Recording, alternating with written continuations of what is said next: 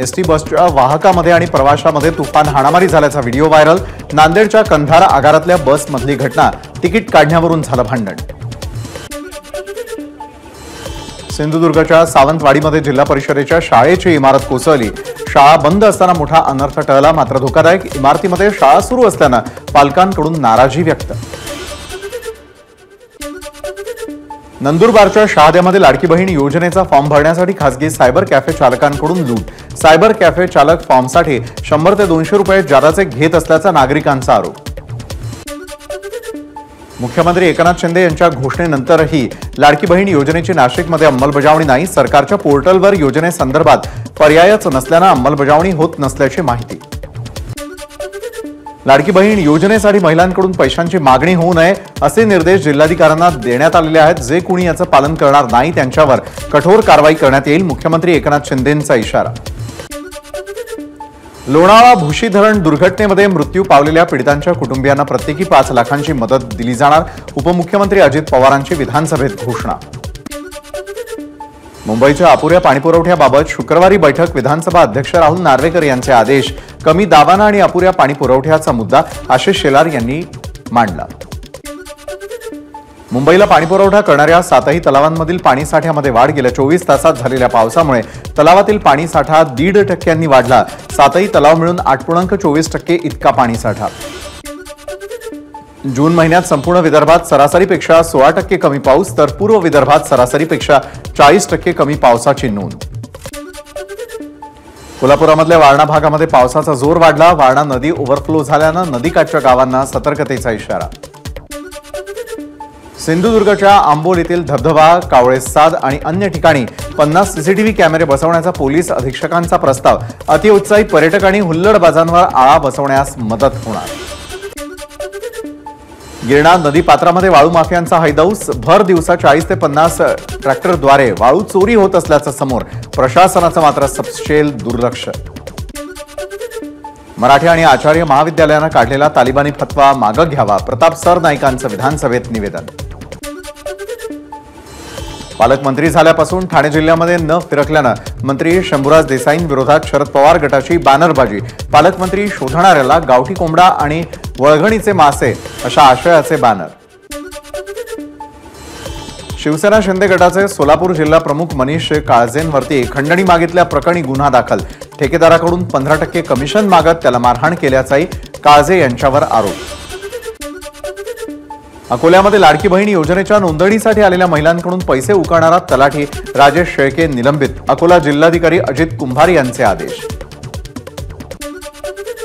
पुण्यामधील L3 बार party प्रकरणामध्ये drugs पुरवठा केल्याप्रकरणी नायजेरियनसह 3 पोलीस कोठडीत वाढ।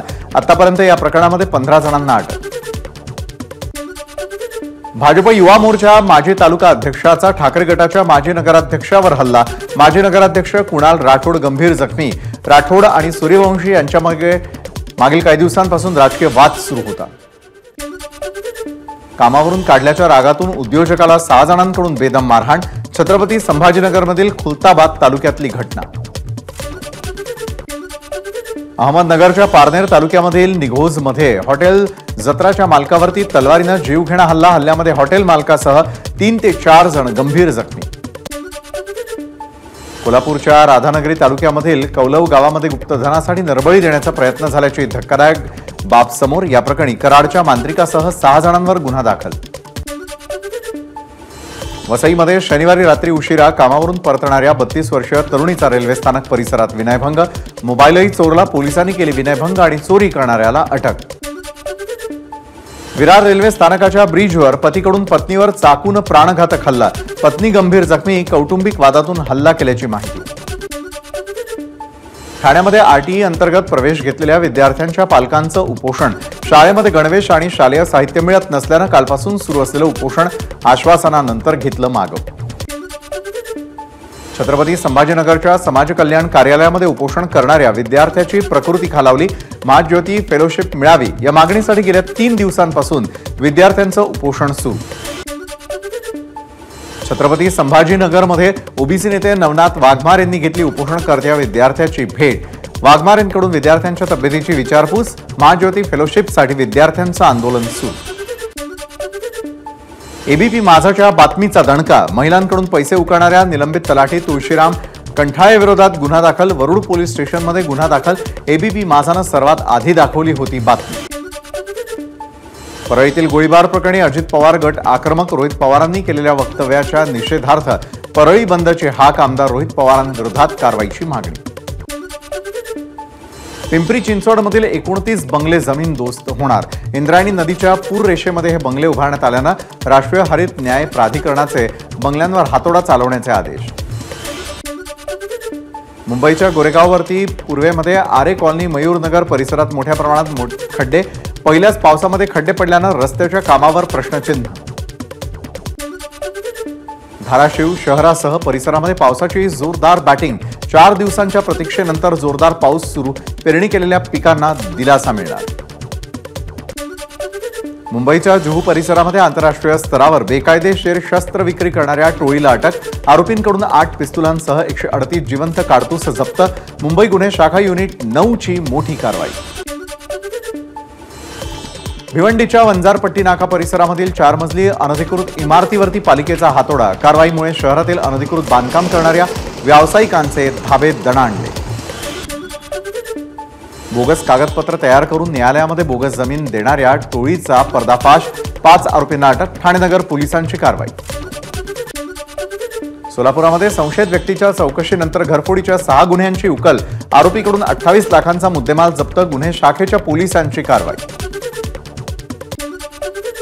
मुंबईच्या गोरेगाव पूर्व आणि पश्चिमेला जोडणाऱ्या उड्डाण पुलावर भरधाव वेगामध्ये जाणाऱ्या दुचाकीचा अपघात, 2 तरुणांचा मृत्यू।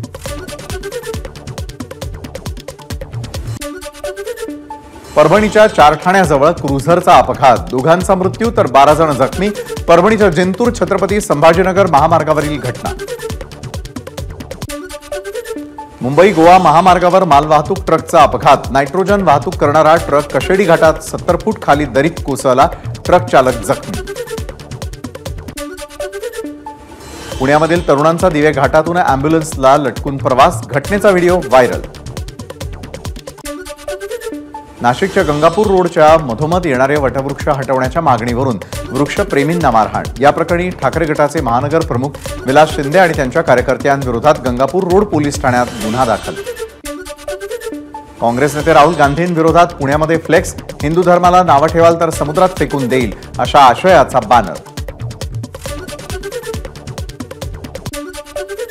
भिवंडीत विश्व हिंदू परिषदेचं निषेध आंदोलन, राहुल गांधींनी हिंदू समाजाबद्दल केलेल्या वादग्रस्त वक्तव्याप्रकरणी त्यांच्यावर गुन्हा दाखल करा, विश्व हिंदू परिषदेचं निवेदन।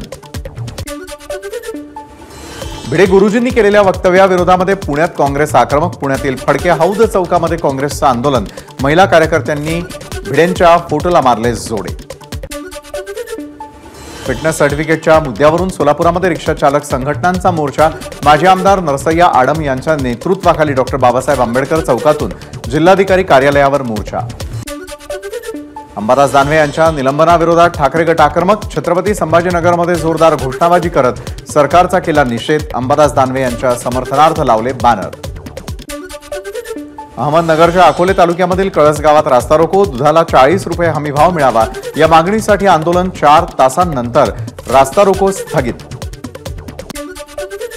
छत्रपती संभाजीनगरमध्ये महावितरण कार्यालयावर ठाकरे गटाचं आंदोलन, 300 युनिट पर्यंत वीज मोफत देण्याची ठाकरे गटाची सरकारकडे मागणी। संत निवृत्तीनाथ महाराजांचा समाधी सोहळा अहमदनगर इथे पार पडला, या सोहळ्यासाठी दिंडीतील 60,000 वारकरी आणि शहरातील नागरिक मोठ्या संख्येने होते उपस्थित। संत निवृत्तीनाथ महाराज पायी पालखी सोहळ्यातील दिंडीचे प्रमुख रामनाथ महाराज शिलापूरकर यांचं निधन, अहमदनगरच्या दिंडी सोहळ्यामध्ये हृदयविकाराच्या तीव्र धक्क्यानं झालं निधन। नांदेडच्या माळाकोळी इथे अपघातामध्ये ब्रेनडेड झालेल्या अभिजित ढोके यांच्या अवयवदानामुळे अनेकांना जीवनदान, अवयव नेण्यासाठी ग्लोबल हॉस्पिटल विमानतळापर्यंत ग्रीन कॉरिडॉर।